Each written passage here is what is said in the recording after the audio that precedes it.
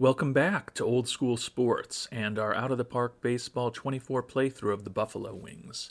We are at the start of free agency. I just wanted to start off this episode by thanking everyone who has shared comments on our plans for this offseason over the last couple of episodes. Been very helpful.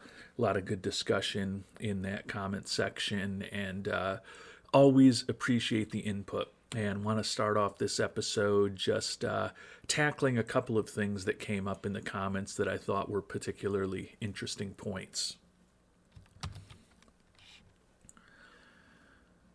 Dralix brought up the point that in the revised trade, headlined by us receiving Alejandro Contreras, the number 5 prospect in baseball, and us sending away several good prospects, including Guadalupe Amezcua, the number 46 prospect in baseball, that we probably underrated Jorge Climaco as a guy that we did have to include in that trade to avoid including anyone who was an established major leaguer.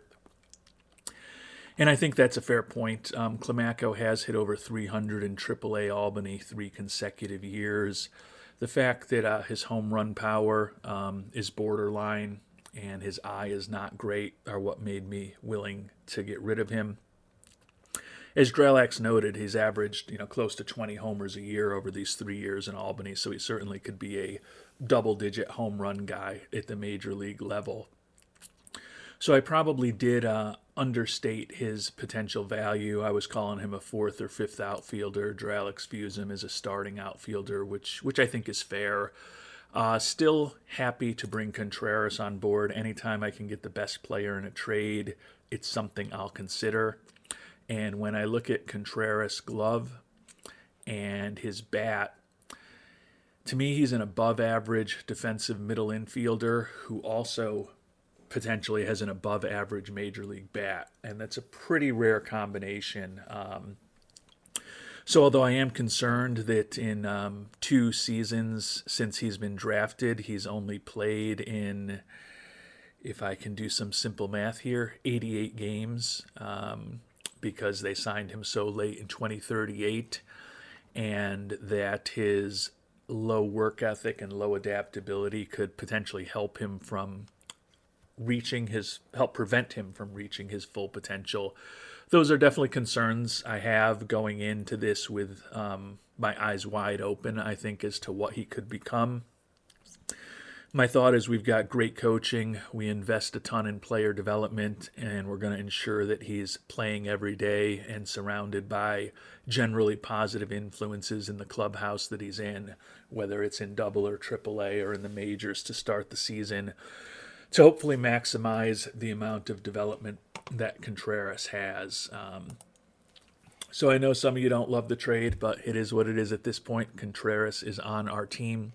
But back to the point about moving on from Climaco, part of the reason I was willing to do that, even though he's probably a better player than I gave him credit for in my analysis of the last episode, is that we've got a boatload of outfielders that are young and now on the 40-man roster who are going to be pushing for playing time in the next couple of years. Luis Nava, you may remember, picked him up in the trade when we sent Bobby Bolig to Colorado a couple years ago. He did very well offensively in AAA particularly, and was also an above-average offensive player in high A ball this year, or double A, I might have said AAA. I think he is a player with good speed, excellent defensively, and ultimately could have a good bat, so he is on the way. Jesus Rivera, an international free agent signing from 2033, another guy with decent speed, a nice glove, who looks like he could be a useful major league bat. Hit 284 in AA and 281 in AAA this year, combining for 13 homers, ton of extra base hits. So both him and Nava are potentially useful players. Nelson Rojas, who we traded for with Miami just a little over a year ago, beginning to question whether his bat is really going to ever be major league quality with his inability to make contact and the fact that he has hit under 200 and barely over 100 in his two brief forays into the major leagues thus far. But he is still a guy with option years that we are looking to develop. Robbie Patton, who you may remember we claimed on waivers from Detroit this past April, spent the whole year in AAA where he hit 240 but did have 38 home runs. A guy who certainly could come up and be a fifth outfielder with some pop for us. And then last but not least, Ishmael Velasco, center fielder who was an international free agent signing in 2034. Durable, excellent outfield range, really good personality, a little bit above average speed. Think his bat could be useful as well. He had 3 different stints last year in A, high A, and AAA, hit well over 300 at each level, combined for 29 home runs. So, although I did probably underestimate the value of Climaco when I included him in that trade for Contreras, I kind of felt that including Climaco and Josh Behar, who we talked about in the last episode too, another outfield prospect, was something that we could afford to do because we've got so many good, solid outfield prospects coming up that are going to be in AA and AAA next year. Hopefully some of them will also be helping us in the majors next season. I don't think any of them are superstars, but I think a lot of them could be useful players, and hopefully we get at least 1 start or maybe 2 out of that crew. Part of the reason why I was willing to give up the outfielders Vehar and Climaco in that deal for Contreras. And another popular topic in the comments section that many of you have opined upon is our pursuit of potentially getting rid of Funky Cole Medina. Dralix did bring up the question of whether we have another captain on our roster, and we do not.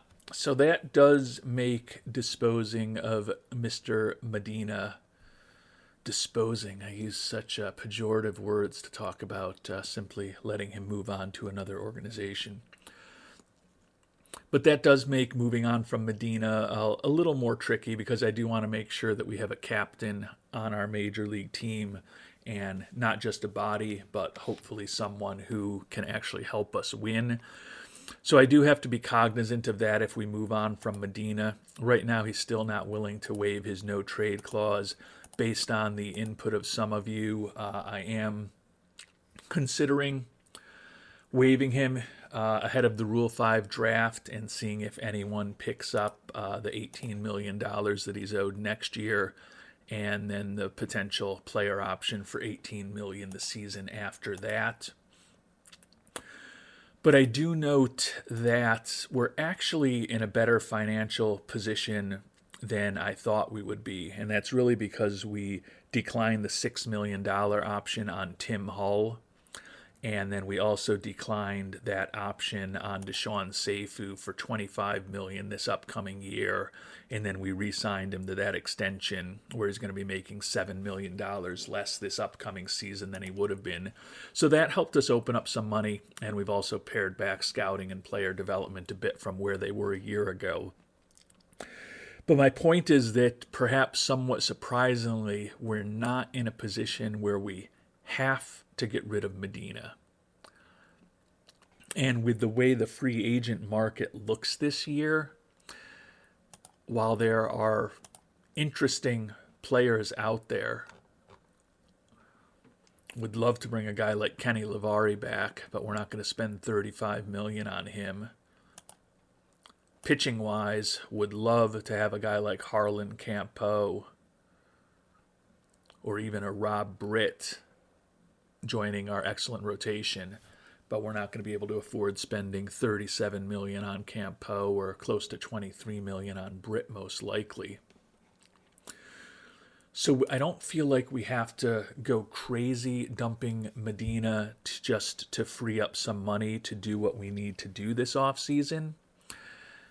That said, it still may be the right decision to ultimately move on from him. Houlihan is certainly a better offensive player at this point, and honestly, Houlihan is probably a little better defensively than Medina with his slightly better arm, since Medina has started to regress a little bit defensively.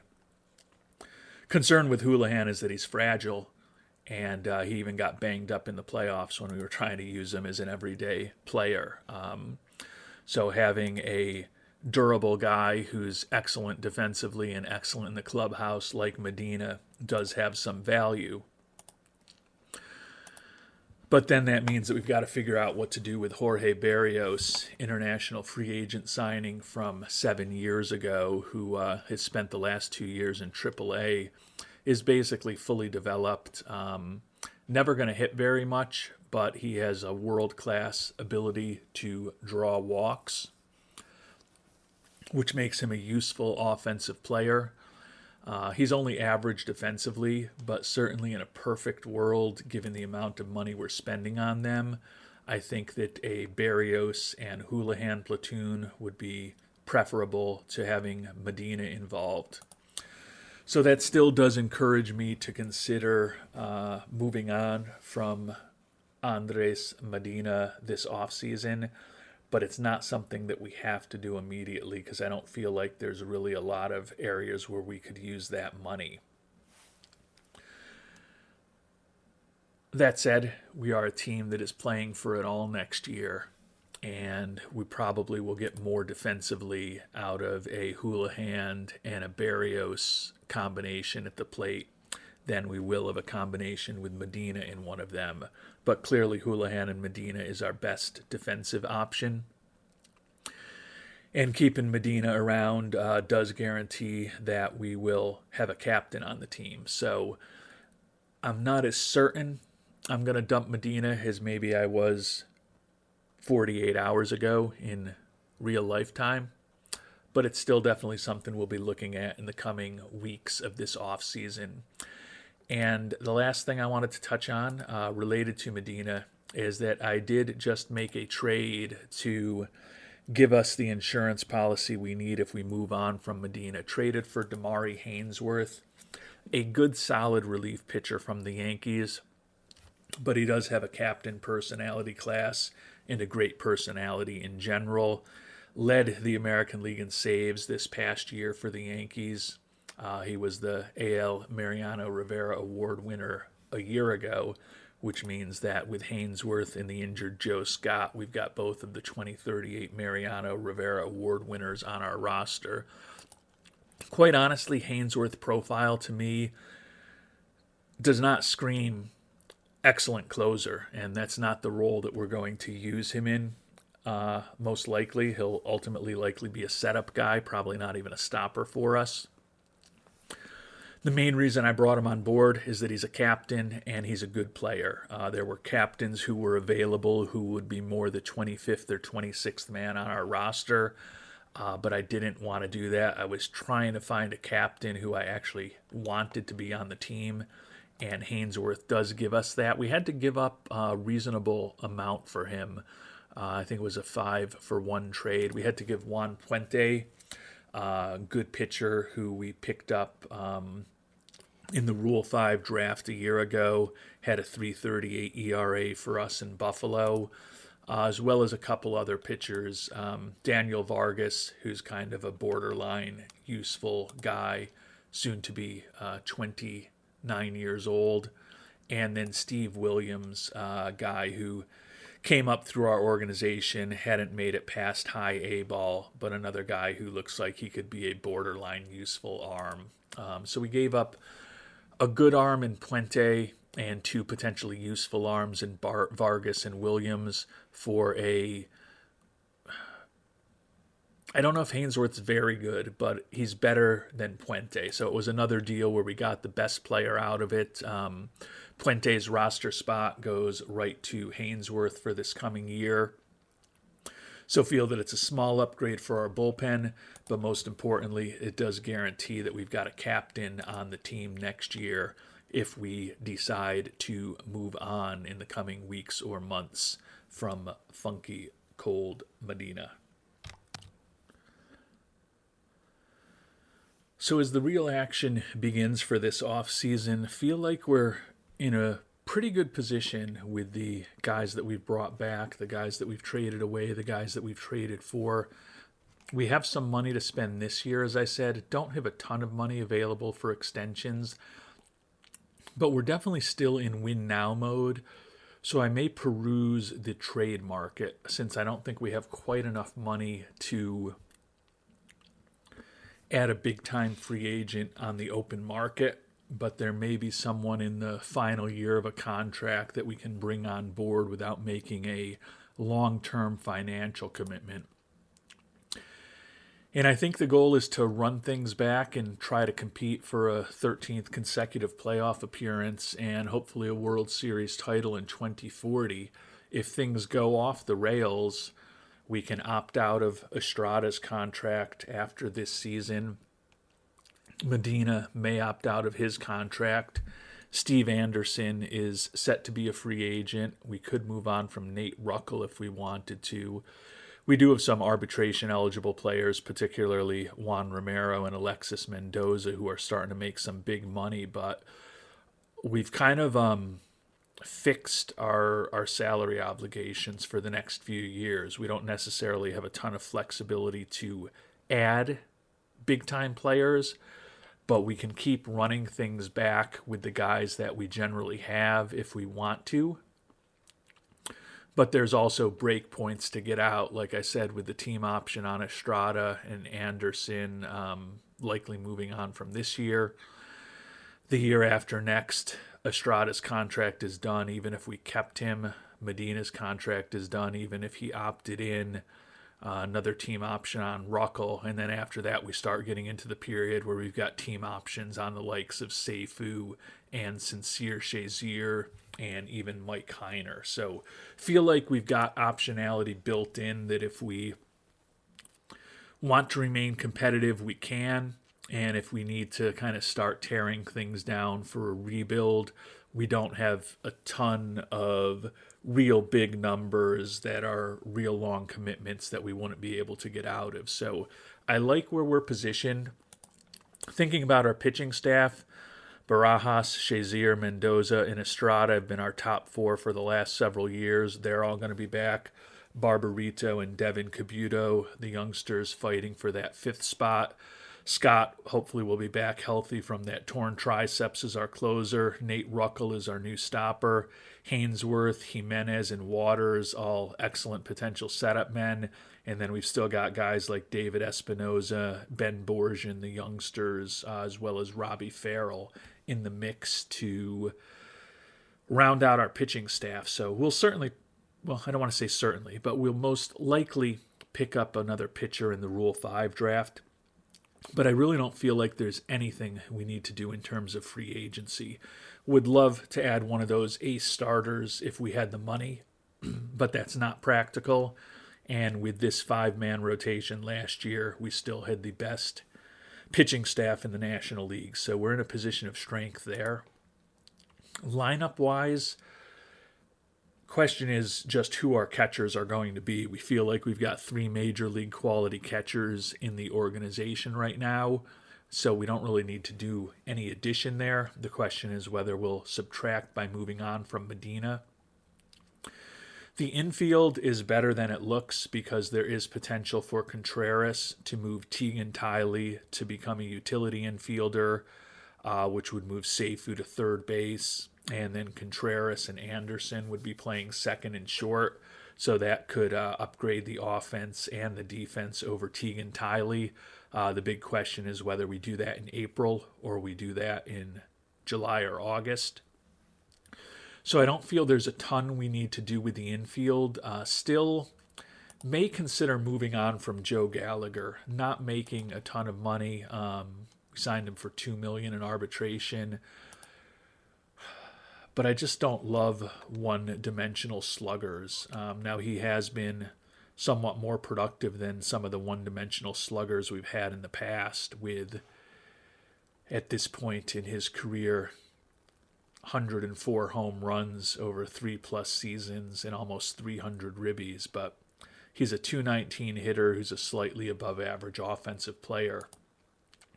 If we do keep Gallagher throughout this offseason, He would likely be coming back next year as a guy who we only envision starting 35 or 40 games against left-handed pitching and then being a bat off the bench. So kind of view him as a 200 at-bat kind of guy for us next year if we have him back, because he doesn't hit right-handed pitching all that well, doesn't field all that well, doesn't run all that well, isn't a good influence in the clubhouse. So potentially moving on from Gallagher is something we're still looking at for this offseason. And then the big thing that I think we want to try to do is to add a corner outfield bat. Juan Romero is certainly established in left after the great first year he had with us last season after we made a big trade with Atlanta and gave up a lot of resources to bring him on board.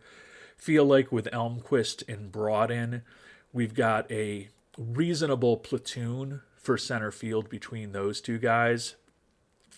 As we talked about earlier in this episode, I don't know if Rojas is actually on the team, but between Rojas, Rivera, Velasco, Nava, Patton, the guys that we just talked about 10 minutes ago, feel like a fourth or fifth outfielder we're pretty set with. So we're kind of looking for a starting right fielder with a good bat. I think that's the one move we could look to make this offseason that would really help our team. Taking a look at the outfielders that are available, though, I don't know, again, this is a quick overview summary, but there's not, somebody who's above average in contact, power, and eye that's really out there. Jimmy Burns, 30-year-old, might be one of the more interesting prospects. Decent speed, decent defensively, decent bat. He's durable. He's looking for $11 million, though, and he's a guy who's put up a 112 WRC plus over the course of his career, coming off of the worst full season in the majors of his career, soon to be 31 years old. I mean, he's a former All-Star and a former Silver Slugger winner. I think I'd like someone a little better than that, but we do have the money to sign Burns if he's willing to do a one-year contract. But again, my hope is someone who's a little bit more well-rounded of a bat than Burns. And unfortunately, I don't really see that player here on the open market. So we may need to find a team that is interested in creative trades. So given that we couldn't really see exactly what we wanted on the free agent market, we've done a search for left-handed hitters, just presumably because they'll be, on average, a little more effective against the right-handed pitching we're going to be facing 70 to 80% of the time, with above-average contact, above-average eye, and a bit more than above-average power. So guys that are pretty good players. And there's only, a few dozen guys who meet this criteria. Lavari, we talked about, looking for $35-ish million. Seguiuchi looking for in the mid-20s. So those guys, while they are free agents, not really practical for us to bring on board. Colton Sims is a guy that we've looked at in the free agent market. Previous seasons, at this point, his range is so poor in the infield, I wouldn't really want to be playing him at third base. But he's someone to consider. Guys like Juan Arcega, who are signed to long contracts, or Luis Ortega, the great catcher from Philadelphia, those guys aren't really practical for us to go after. Juan Hemis of St. Louis is a young budding superstar similar to Ming Ye. The prices for both of those guys are crazy. But Colton Sims and then Daniel Meza of the Nashville Stars is another guy that I've looked at over the years. He's in the final year of his contract, similar to Sims. So if there's a deal to be made for either of these guys, that could be interesting. Meza, over the course of his career, has put up a 128 WRC plus and he was much better than that last year, even though he's closing in on 32 years old. Colton Sims, over the course of his career, a 124 WRC plus, and he was a little better than that the last couple of years, even though he's in his mid 30s now. So if the price for either of those players is reasonable, that might be something for us to look at for a 1-year rental to help our offense for this upcoming 2040 season without making a long-term commitment. So if things don't work out and we have to blow things up, we're not on the hook for another long contract with a lot of money for someone in their 30s. And it ended up being an easy decision for us which to pursue, because Colton Sims has a no-trade clause, and he exercised that. We also looked at Spencer Nivens, who's another guy that we've looked at on the free agent market years ago, who's with the Yankees. He's got 2 years left with a vesting option, so he was less attractive from that perspective to us, but an excellent offensive player, likely going to the Hall of Fame. So we investigated him as well, but he also has a no-trade clause and was unwilling to leave the Yankees for Buffalo. So that made it pretty clear that Daniel Meza, if we're going to do this type of deal, is the guy to focus on, because he's the only one we can potentially acquire right now. And we've got a trade for Meza put together that I kind of like. I feel like we're giving up a decent amount given that we're only viewing him as a 1-year rental, but it's a rental of a pretty darn good offensive player, as we talked about, a 128 WRC plus over the course of his career. Guy that over every 162 games, 272 average, 34 homers, 95 ribbies. He walks a decent amount. He struck out over 100 times for 7 consecutive years, but he's actually better at avoiding strikeouts than some of the players on our team. He is a guy who could play first or third. We'd probably envision him as a right fielder. In a perfect world, I'd love a little more range out there, but beggars can't be choosers, and I think he is a type of bat that could help get this team over the hump next year without making a long-term commitment to him. Now, the cornerstone of getting this deal done is sending away Joe Gallagher, which, again, for a 1-year rental, the price seems high, but is tempting and attractive as Gallagher is with that home run power and that eye. He's really a guy you really only want to play against left-handed pitching. And as we've talked about, the personality is bad, the defense is bad, there's no speed.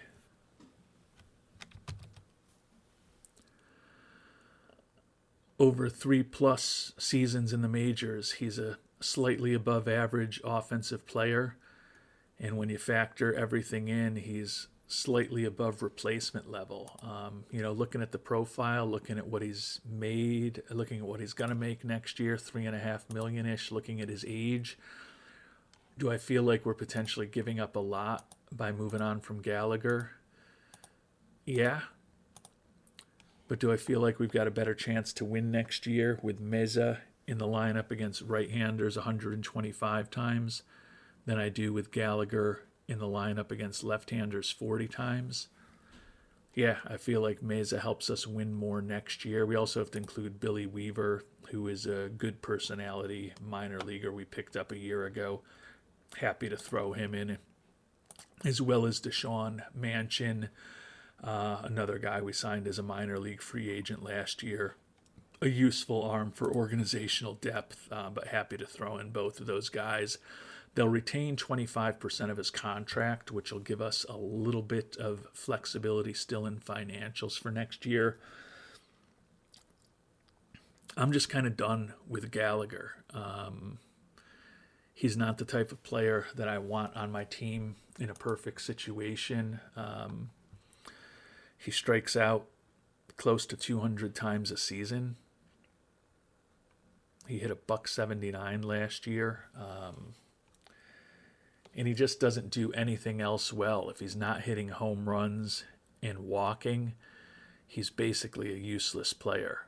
And he's a negative player when he's not doing those things. And clearly, even a guy like him who has a high proclivity to hit home runs and a above average proclivity to walk is not doing those things most of the time when he's at the plate. So this is one where I'd love to hear your opinions on it in retrospect, but I'm not going to throw it out to the Algonquin roundtable that is my viewers and frequent commenters for their opinions on a prospective basis. We're going to go ahead and complete this trade, bring Meza on board for a year. Fans are ecstatic that he's around, and I feel like with Meza on board, still have some money to spend. Likely we'll be putting most of that money into scouting and player development. If we do decide to move on from Andres Medina, that opens up a lot more money for us to play with in scouting and development, and also potentially bringing on some cheaper free agents in a couple of months. But feel like Gallagher was a guy that I wasn't committed to for the long term. I did do a player search for not a player search, but I did put him on the trade block and shop him around to the league, and we could have probably gotten a more useful long-term player than Meza back. There were definitely good relievers, quite honestly, relievers that were somewhat similar to Hainsworth, who we just traded for, that we could have gotten back for him, who are probably longer-term help for our organization than Meza will be just having him for 1 year. But the goal is to try to win another championship with this team. And I think that having Meza for 1 year as opposed to a good reliever for the next 4 or 5 years is more likely to result in a championship for us, given that we've already got an excellent pitching staff and we've got a lot of good young pitchers on the way in our minor league system. Having Meza on board for this year, not having to make a long-term commitment to him so we can hopefully replace him next year with some of those young outfielders that we talked about, to me just feels like the right move to make. We've also gotten a potentially less pleasant personality out of our clubhouse. Our new addition, Mr. Contreras, also has a few negative personality traits, but he's not as consistently and widely negative as Gallagher was. So net, that should be a positive move for us in the clubhouse as well to have Gallagher gone. As I said, would love to hear your thoughts about it in the comments, but the decision has been made, and I think that will likely be our big move this offseason, the trade for Hainsworth and the trade for Meza.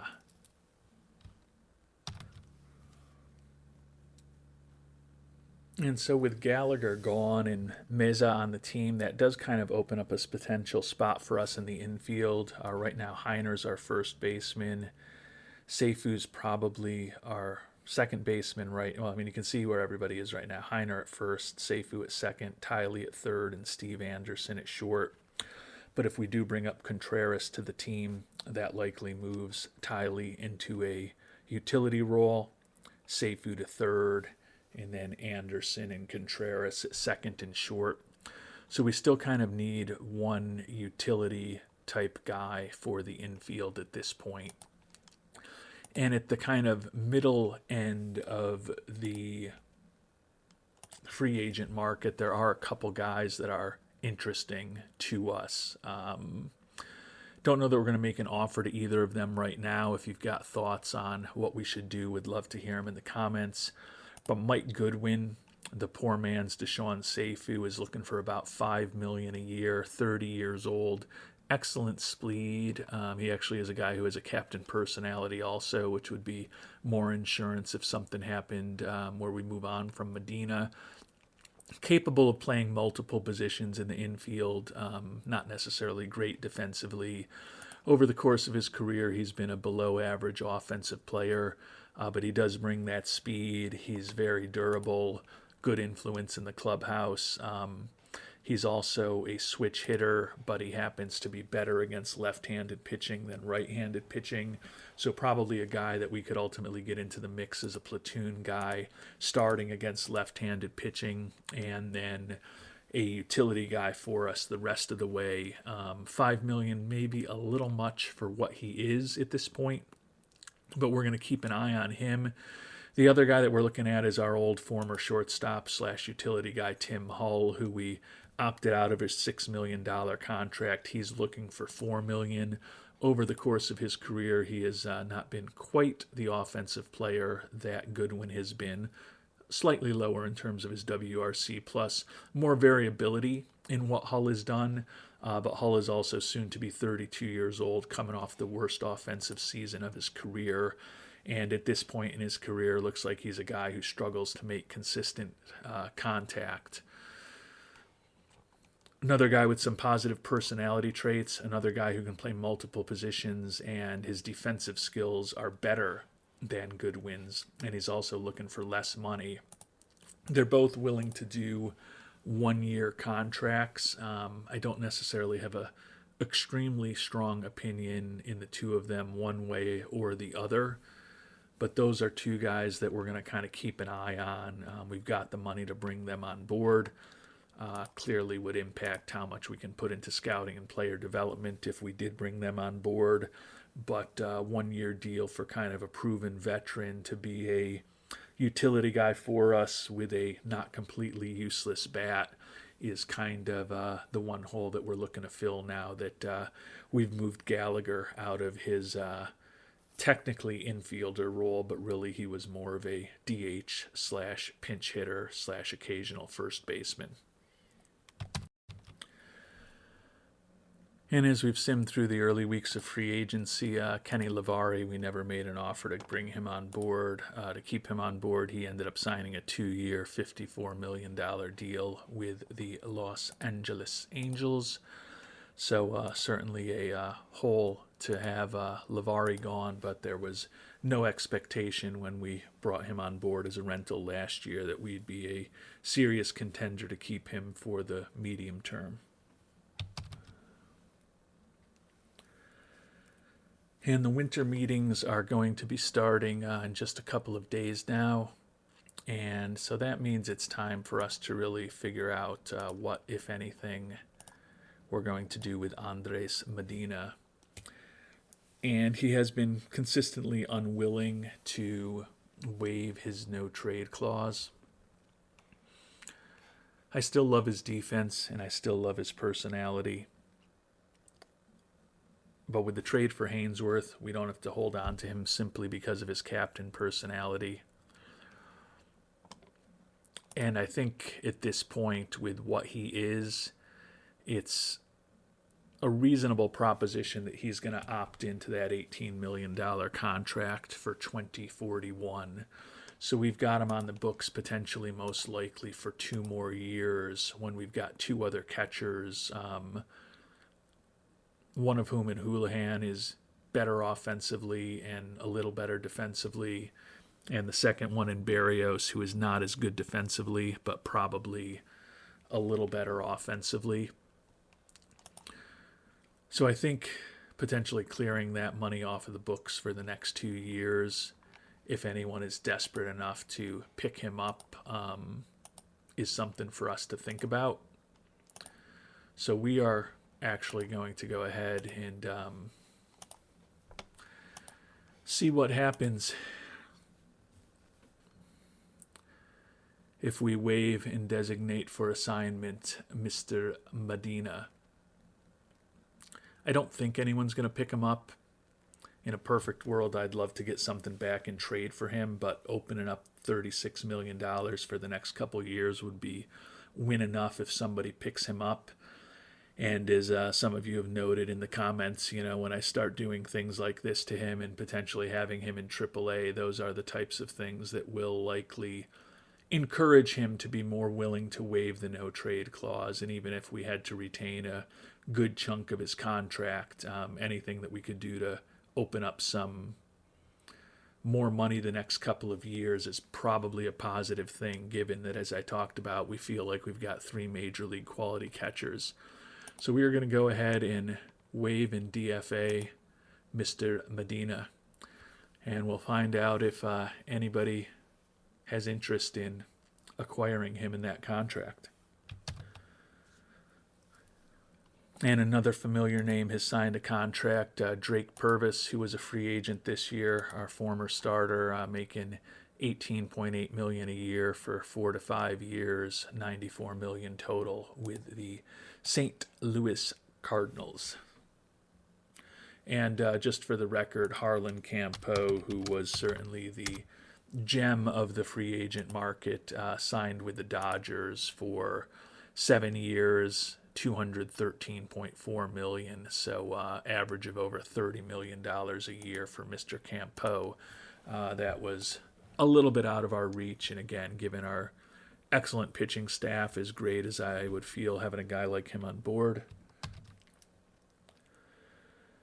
So those aren't markets for Purvis and Campeau and Lavari that we were going to be playing with. Still anxiously awaiting to see what happens with our old friend Joe Edwards. Still looking for about $18.3 million. That number would have to come down incredibly for us to consider bringing him back. But if somebody grabbed Mr. Medina from us, certainly a reunion with Edwards on a short deal would be something that we could at least think about. Outside of Edwards, the guys that we've talked about, Mr. Goodwin still available, looking for a little over $5 million, and then Mr. Hull has dropped his demand to $3.4 million. Don't feel the need to chase after either of those guys quite yet. And things are happening now. The Dodgers did end up claiming Andres Medina, so they were willing to take on his contract. I think at this point it's kind of addition by subtraction. Going to miss the durability, going to miss the excellent glove, going to miss the personality. Over the course of his career, he was an average offensive player for us. I know some of you didn't like that contract when we signed him to it. It stinks that we didn't get anything in return. Fans are disappointed. Players are disappointed. But as I said, that opens up a lot of options for us now, because all of a sudden we've got money to spend this year and in future seasons. And I do feel like, as much as I think Joe Edwards is pretty fully priced with what he's looking for what we need, a bat who can play multiple positions, he's not the most uninteresting guy out there at this point. I don't know that we want him for 5 years, because like the Angels have made him an offer, so we might not be able to really compete for him, because he says he wants 5 years at over $20 million a year. That's probably more than we want to pay. Brad Sanders is still out there. The issue with him is he's fragile and he's in his 30s. But you look at that profile, and that certainly more than replaces Gallagher in terms of offensive ability. better personality than Gallagher. He's also horrible defensively like Gallagher. Strikes out an insane amount like Gallagher. So probably not the optimal solution. But we've opened up the capabilities where we could be a player for someone like Edwards. It's just I don't want to make a long-term commitment to Mr. Edwards. But again, with Heiner, Contreras, Seifu, Anderson, and Tiley in the infield, Edwards would fit in well there. And Edwards is also a guy who can play a corner outfield spot for us. He's a right-handed hitter, so with somebody like Meza, who we just brought on, he could even platoon with him a bit. It's a lot of money, but it's something to at least think about. So with Medina off the books now, our salary situation is very manageable going forward for the type of budget that we're going to be playing with. And I think that Gallagher could help us win this year. I don't think we're going to be able to structure a deal that works for both us and him, but I'm willing to pay him perhaps more money annually than he's getting from the Angels in a deal that's got some outs for us. So I'm going to at least investigate that with him.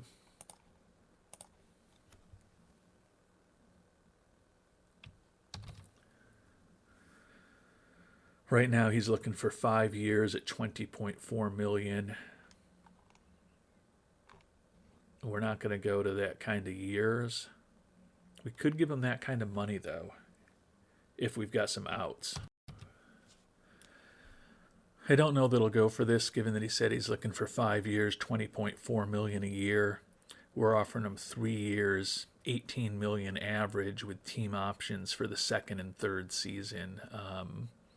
So it conceivably is just a 1-year contract, but a lot more money than he's going to be making this 1 year, because that'll be almost $22 million if he gets bought out 11 months from now.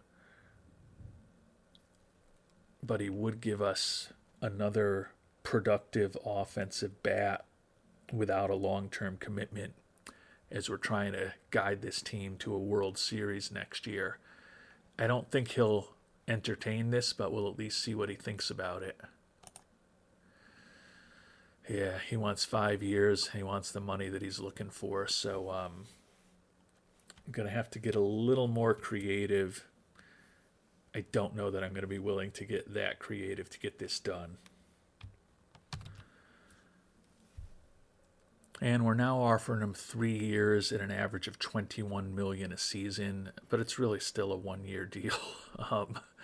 We've got a team option for the second year and then a player option for the third year, but we're not going to pay him $21 and $24 million in those second and third seasons.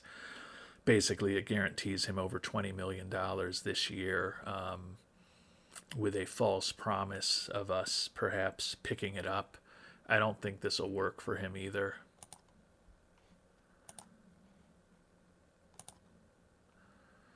Yeah, he's still pretty insistent on that 5-year deal.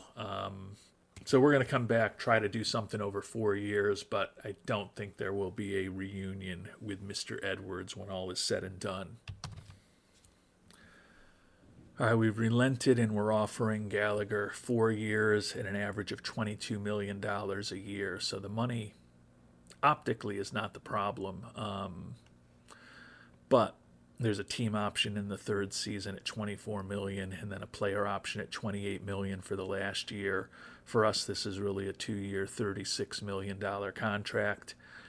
I don't think he'll go for this, but I'm also not willing to give him 5 years without... I don't really want to have him more than 1 year. I'm willing to do 2, but to do a 5-year deal, that would guarantee he's with us for 3 years. I just think there's other places, particularly in years 2 and 3, where we'd want to be spending this money. I'm willing to bite the bullet and give him a second guaranteed year. The average money, if the options are all exercised is more than he's looking for, but the probability of that is very low. I don't think he'll go for this, but I don't think I'm willing to do more than this. Yeah, he's still pretty insistent on a 5-year contract with no options. As much as I'd love to put some of this funding that we have from the departure of Medina to productive use, and I do think that for 1 year, Edwards is about as productive use as we're going to be able to put that. I don't want to get out of a contract with a guy in the 30s that was a pretty mediocre to bad contract with Medina and immediately put it into another contract that could become a mediocre to bad contract with a guy in his 30s in the case of Edwards. So I think we'll call it an episode at this point because I am interested in the opinions of viewers as to whether maybe we should be more aggressive in bringing Edwards on board. Also would be interested in to hear your thoughts if there's anyone else on these free agency screens that piques your interest. You know, Young Hoon Bae, who was with us before briefly, just for 1 year. Last year we signed him as a minor league free agent. He primarily played in Albany for us. You know, he could do what Gallagher was doing for us with a better personality at a cheap level. He's a guy to consider. Jimmy Burns, we've talked about. Maybe he's kind of a compromise candidate. 112 WRC plus over the course of his career. When we compare that to Mr. Edwards, who's been at 119, he's not quite the offensive player that Edwards is. But he's another guy who's pretty versatile defensively, has an above average bat, he's durable, looking for less money. Says he's looking for 5 years with a player option in the final. I think we could probably get him for 3 or 4 years, roughly half the money that we would have been paying for Edwards. So that's something to consider. And then there still is Mr. Goodwin and Mr. Hull out there if I want to go for someone who may be, in the case of Hull particularly, a little better defensively but not quite as interesting offensively. So if you've got thoughts on what we should do with some of this money, would be very helpful to hear. We're not going to end up spending it all, most likely, because I am going to want to bump up scouting and player development, and I will start doing that a little bit right now just to be realistic. But we've still got plenty of money to bring one more player onto this team, and really just looking for someone who I think can help us offensively, because we are in it to win it in 2040, and we want to kind of be as prudent as possible so we don't blow up the salary structure here now that we're in probably the best salary situation we've been in the last several years. So we want to kind of keep our commitments small, and even more importantly than small, short to medium term in tenor. So if you've got thoughts on what we should do, they'd be very helpful for me to hear. Made it through a few days, a few weeks at least in this episode. Probably not as long as I intended to go. Thought we'd get into the Rule 5 draft. Thought we'd spend a little time with international amateur free agency. But think in terms of the trades and waive and DFA decisions and the free agent musings, there still was a lot that went on this episode. So until our next one, thanks so much for watching, and hope you have a great day.